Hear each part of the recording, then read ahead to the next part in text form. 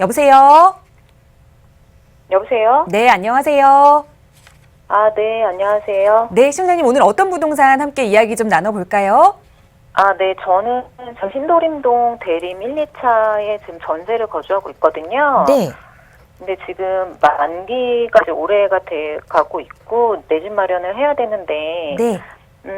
남편 직장이 사실 이 근처라서 저희 아직 아기가 없고 네. 그래서 전세로 거주하는 데는 그냥 무리가 없거든요. 근데 집을 매수하려고 고민을 해보니까 네. 여기가 좀 너무 그러니까 살기는 편한데 네. 투자하기에는 너무 가격이 너무 높고 네. 이 일대가 거의 다 구축이라서 네. 좀 그게 고민이 되거든요. 아니면은 좀 반경을 넓혀서라도 좀 더 유망한 지역을 가봐야 되지 않을까 하는 생각이 있고. 알겠습니다.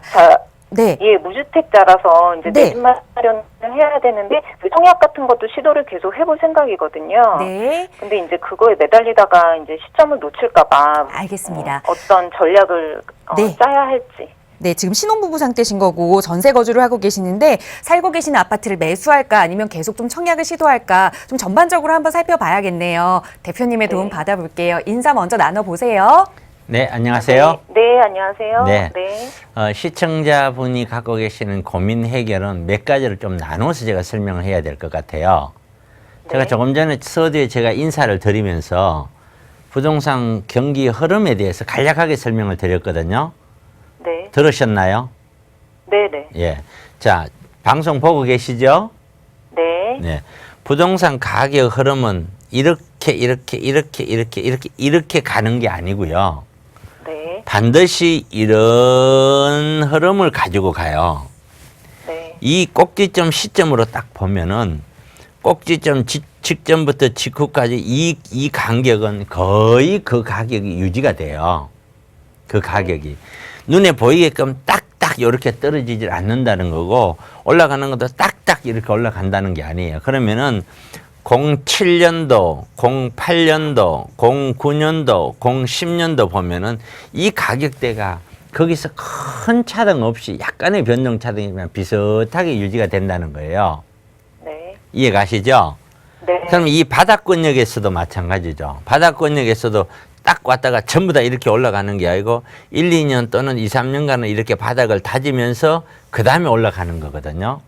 그러니까 네. 지금 무슨 얘기냐면은 지금은 누가 보더라도 사람마다 다르겠지만 이거를 지금 꼭지점으로 보느냐 안 보느냐에 따라서 나는 꼭지점으로 보지 않는다라고 생각하는 사람은 앞으로 더 올라갈 것이다라고 이야기하는 사람이고요.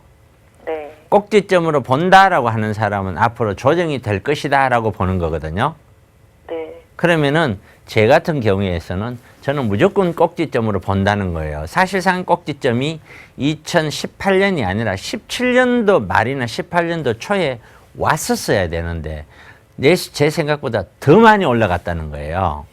네. 그 이야기는 더욱더 많은 꼭지점으로 보고 있다는 거예요, 제가. 네. 그렇다고 보면은 지금 이 시점에서는 단지 작년부터 시작해서 1, 2년간에는 갑자기 올라가거나 갑자기 내리거나 이러기는 않는다는 거예요. 물건 몇 개 거래를 해서 몇천 올라갈 수도 있고 내려갈 수도 있고 서로 수요와 공급이 서로 경쟁을 하는 시점이라는 거예요. 네. 그러니까 지금 당장 어떤 의사결정을 하지 않으면 안 된다는 강박관념은 갖지 말라는 것이 첫 번째예요. 네. 그걸 갖고 계시면은 또 올라가면 어떡하지? 여기에 초점이 맞춰져 있으면은 아무 일도 못하고 그 생각만 갖고 여기저기 허겁지겁 쫓아다니다가 사게 된단 말이에요. 네. 그냥 그거부터 우선 없애라고요. 조금 마음을 느긋하게 잡으시라고요. 네. 그게 가장 중요하고요. 그 다음에 두 번째는 우리가 아파트를 정리를 할 때 아파트마다 그런 특징이 있는데 자, 이 아파트 아까 전에 말씀하신 대로 이런 아파트는 바로 이제 입주하고 있는 신축 아파트들이 있겠고 일반 아파트들이 있겠고 그 다음에 재건축 아파트가 있는데 이런 재건축 아파트는 통상 한 20년에서 25년 이상 된 아파트를 얘기를 해요. 네. 그러면 이런 20년, 25년 된 아파트들이 있어서 가장 중요한 게 뭐냐면은 얘가 재건축이 가능하냐, 재건축을 했었을 때 이거는 사업성이 나오냐, 안 나오냐, 그게 1번이에요. 만약에 재건축이 좀 어렵다, 불가능하다 이러면은 걔는 앞으로 30년, 40년, 50년 가도 재건축 된다는 보장을 못 하는 거예요. 네. 이해 가세요? 네. 또 재건축 설사 한다고 하더라도 그 있는 주민들이 전부 다 자기 돈 내고 1대1 재건축. 예를 들어서 20평대 갖고 있는데 내가 재건축을 해서 20평대를 받으면서 그 돈을 내가 다 내고 들어가는 이런 형태 아니고는 힘든단 말이에요. 네. 그러면은 지금 이제 보시는 이 아파트는 여기에 해당된다고 볼 수 있잖아요. 네. 그죠? 신축도 아니고 일반이 아니고 서서히 이제 재건축이라는 걸 봐야 되는 거잖아요. 네. 그럼 이게 재건축이 가능하냐? 그만큼 용적률이 낮았어. 현재 전체 땅에 비해서 건물이 지금 원래 법적으로는 이만큼 높게 지을 수 있는데 법적으로는 이만큼 지을 수 있는데 한 요만큼 적게 지어져서 새롭게 지으면 이만큼 더 늘어날 수 있느냐 없느냐 이런 걸 이제 용적률로 따져봐야 되는 거거든요. 네. 근데 여기 있는 거는 통상적으로 지금 갖고 계신 거는 재건축이 거의 불가능할 정도로 네. 기존에 있는 법적으로 지어질 수 있는 면적은 이미 다 지어버렸어요. 네. 그랬으니까 그거는 재건축이 하려고 해도 주민들이 전부 동의해서 100% 주민들 돈으로 인해서 다 내고 가면 모를까 거의 불가능하다는 거예요. 네. 그러니까 이런 거는 투자 목적으로는 맞지 않다는 거예요. 네. 어디 있고 어디 있느냐 장소가 어디냐 이거는 2차적인 문제란 말이에요. 네. 그러니까 이거는 제 입장에서는 사는 거 아니다 이렇게 설명할 수 있겠죠.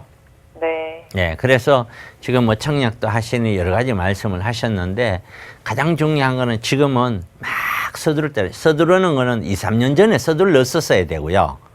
네. 이미 2, 3년 지나갖고 2017년도 무드 들었을 때는 이미 오를 만큼 올랐을 때는 서두르는 게 아니에요. 그냥 놔두고 조금 느긋하게 마음을 가지고 그렇다고 네. 그냥 지켜본다는 뜻이 아니라 2, 3년 또는 4, 5년 뒤를 준비를 하는 거예요. 네. 그거는 이제 그때 가봐야 알겠죠. 네. 다시 한번 경기가 좀 바닥을 찍고 좀 좋아지고 있는지 사회 문화적으로 좋아지고 있는지 세계 경기가 살아나는지 이런 것들을 좀 봐야 돼요. 그때 가서. 네. 그런 것들이 안 살아나고 있으면 계속 바닥권을 형성하고 있는 거거든요. 네. 그렇게 판단을 하시면 되고 이 물건은 저는 별로 추천하고 싶지 않다.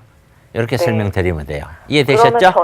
네네. 근데 그러면 전세 만기가 지금 이제 올해 말이거든요. 네. 그래서 전세를 그러면은 그냥 좀 더 살고선 이제 자금 상황을 상황에 따라서 지켜보고. 조금 다른데요. 네. 자금 상황에 따라서 전세를 거주를 할 거냐 네. 다른 두 번째는 반전세로 거주를 할 거냐 네. 또는 월세를 거주를 할 거냐 네. 이 세 가지 방법이 있는 거잖아요. 네. 그러면은 전세를 거주했을 때는 그 원금이 보장된다는 거죠. 그렇죠? 네.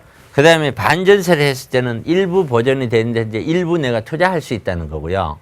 네. 나머지 월세를 거주한다는 거는 전세금만큼을 다 투자할 수 있다는 거잖아요. 네.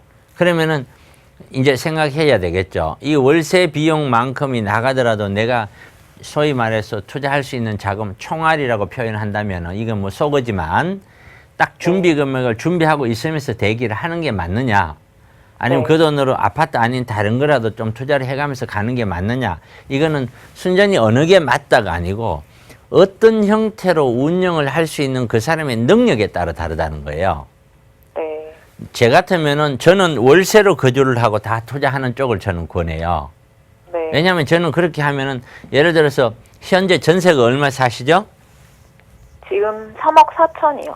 자, 전세 3억 4천인 집을 월세로 거주한다 하면 한 100만 원 들으면 될 거란 말이에요. 네. 대충.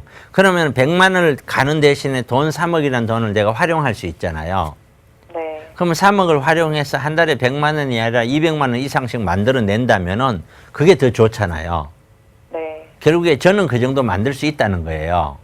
네. 그러니까 저는 월세 살 필요 없는 것이고 우리 시청자분님은 그걸 만들 자신이 없다면은 어쩔 수 없이 전세를 살아야 되는 거고 만들 자신이 있다면은 월세로 사는 게 맞겠죠. 네. 예, 그렇게 이해를 하시는 걸 맞단 말이에요. 무조건 이래라 저래라 해서 될 일이 아니고 100m 달리기를 12초에 가야 되니까 무조건 가 이게 아니고 15초 갈 수밖에 없는 사람 보고 12초 가라고 한다고 갈 수 있는 게 아니잖아요.